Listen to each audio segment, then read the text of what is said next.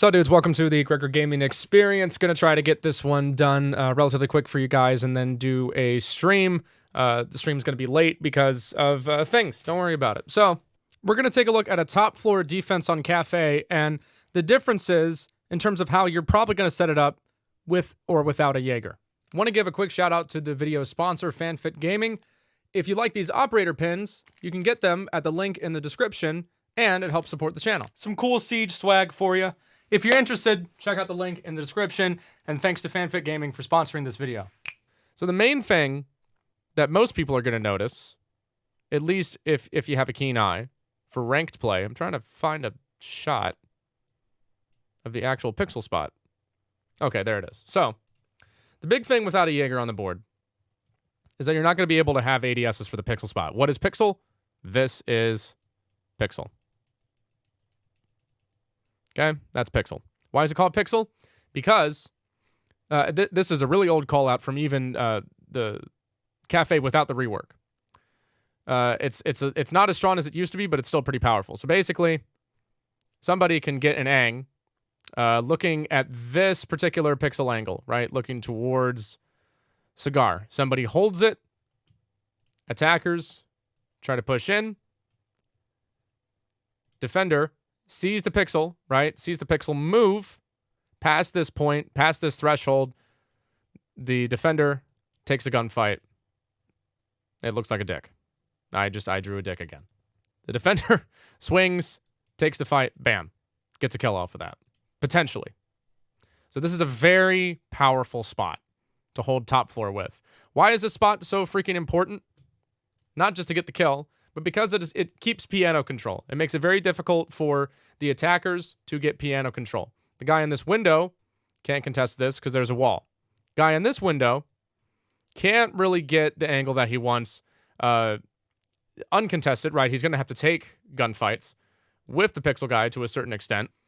Obviously, the guy on the window over here, right? He can't. His range of motion, right? This is what he can see. So he can fight the mini bar guy. He can fight this guy. He can fight people in cigar. But this is a very powerful position of cover, right? This provides cover for a defender to swing off of and take engagements. Okay? I changed the colors around because I just realized defenders are blue. So this is blue now. Pixel, this is blue. Okay? Because it's a blue guy swinging off of that. So the reason that attackers want piano control is because this is one aspect of it. There's multiple aspects to it, but this is a really powerful one, just to keep it simple.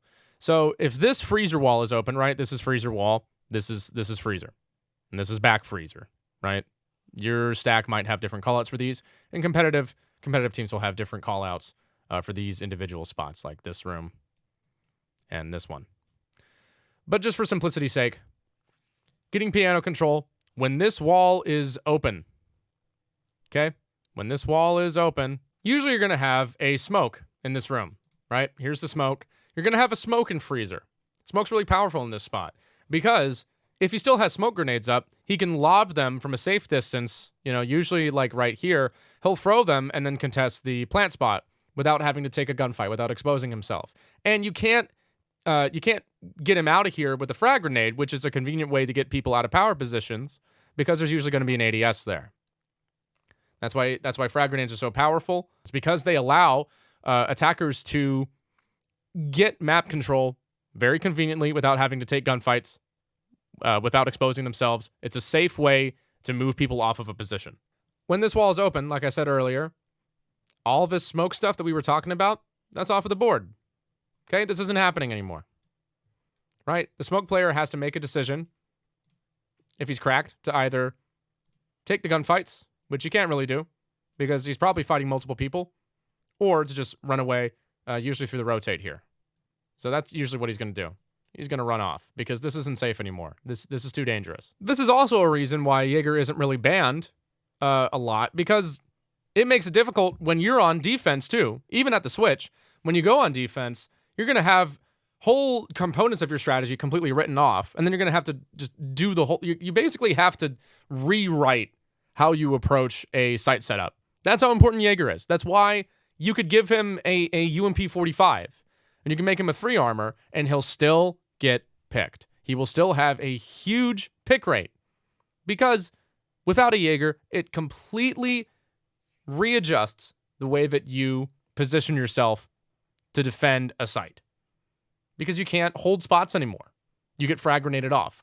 So what happens when Jaeger is off the board entirely? Well, you got to get a little creative, and that's what Eminem is doing. That's what Eminem did on the defense, and now Outsiders, this is their answer to it. So let's take a look at the actual modifications to the site setup and see what we can do here in terms of a top floor hold without a Jaeger. So this section of the wall has been opened by the defense, right? But this one has been reinforced.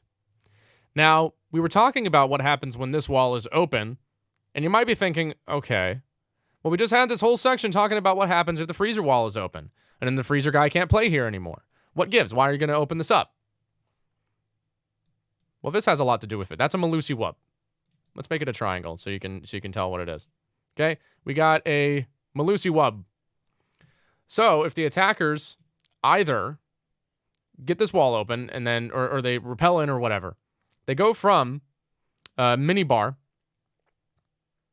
to a larger portion of piano, the Malusi wub is going to activate, and then somebody playing in here, somebody in freezer, is going to be holding this ang, right? He's going to be playing on this, and then take the gunfight, bam. Okay?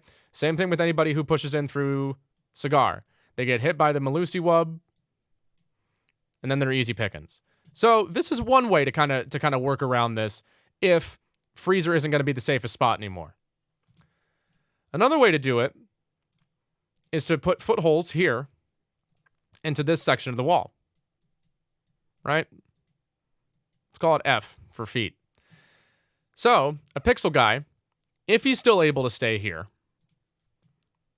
right, he can take a fight on the planter through the feet holes. And then so much for your plant, right? Somebody looks through the feet holes, can't plant anymore.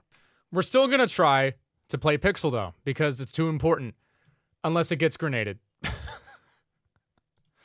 Okay, right, this was a deployable shield. I also want to point out the timing at which this shield was destroyed. So the shield was destroyed a couple seconds prior to this. I think maybe about like 2:15, 2:20, because that spot gets flashed to hell and back. Let's go to the actual timestamp itself. Yeah, that's getting naded out. So you see the ping, right? The attackers point this out, and they're like, hey, get rid of the shield, nade on my ping. Boom, shield's gone around the 2:18, 2:15 mark. This is really difficult to do if there's a Jaeger on the board, right? Malusi does the safe play here. I'm getting naded like shit. I'm going to run back. No, thank you. Smart. But with two Jaegers right here, typically you're going to have two Jaeger ADSs on this spot, right in front of the deployable shield. And that's ready ADSs that you can have at the beginning of the round. Now, obviously, if they spam flashes at this, if they spam 2 flashes at this, and then cancel out the ADSs, then they're going to get frag grenaded. But it just makes it so much easier, right? Because Wamai only has so many discs, and he can't allot all of his discs to piano. There's other spots that he has to take care of. There's other parts of the map that aren't just piano. But with a Jaeger off the board, you can get on these windows more easily, spam the crap out of this spot, and then it's gone almost right off of the jump. That's the main thing with Wamai, is that he doesn't have projectile denial right off the jump the same way that Jaeger does. And that's a big disadvantage comparatively. He's still really good to have. He's not a bad operator by any stretch of the imagination. He generates his discs over the course of the round. He doesn't have that actionable projectile denial at the rip. Remember this Malusi wub? Eminem isn't even going to deal with it. They're just going to blow it up. Here comes the Gon 6. You're going to hear it. If I keep talking, you won't hear it. By the time you hear the next pop, the gun shall be within you. play from below, especially teams like M&M, and I think about it, they are the kind of team that would get... I'm sorry. It was too good of an opportunity. Anyway, that's gone. Malusi gone. Now, don't get me wrong. A lot of this round for outsiders came from FMX just really popping off. He gets a triple here. But he gets a really nice opening pick here on an angle that will probably piss you off. When you see it, I'll just let it play. Kairos pellets, but that should pretty much be dealt with, and I would expect to see red stairs opened up momentarily. I don't know about you, but I'd be punching air if this happened to me. Little bailiff spot. Little Maestro bailiff spot. And the frag grenade isn't able to get him off here. It just barely misses him. And he runs off. Also, free armor. Not as easy to kill with frag grenades. But you're seeing what's happening, right? Frag grenades are not just killing weapons. They're also area denial weapons. They force people to back off of positions. And then you have to act off of that additional maneuvering, right? You have to get the timing right. You can't just frag grenade a guy off and then just sit there and not move, because then they're just going to go back to that spot.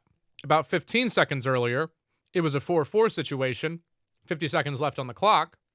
However, FMX gets a really important pick here, reduces it to a 4-3, 36 seconds left on the clock.